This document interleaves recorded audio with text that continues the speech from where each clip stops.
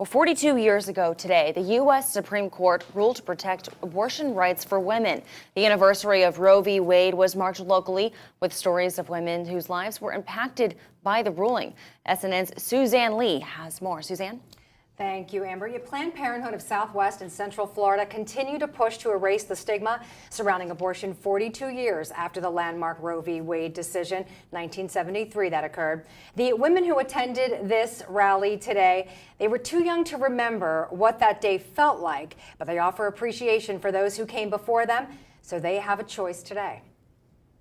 For Planned Parenthood of Southwest and Central Florida, today's 42nd anniversary of Roe v. Wade needed to have a human face. I certainly didn't want to have to make that decision. I didn't want to be pregnant. I took steps to make sure that that didn't happen.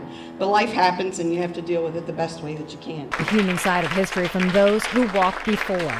The next thing I remember is the police showing up in my hospital room the next day, badgering me for the name of the doctor who had done this. Speaker Elena Nash says she'll continue to stand up for a woman's right to choose. And the stigma that's put on abortion really makes this decision that much more difficult to make. On the 42nd anniversary of Roe v. Wade, exactly what does it mean to a new generation of women? So a time to kind of like rally and keep fighting because the fight isn't over. Just like being active and asserting my presence as someone who exists and needs these rights is really important to me.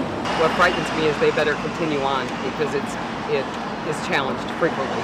Planned Parenthood of Southwest and Central Florida President Barbara Zravecki says the new fight is House Bill 147, recently filed in Tallahassee, which would require any doctor performing an abortion to have admitting privileges at a hospital within 30 miles.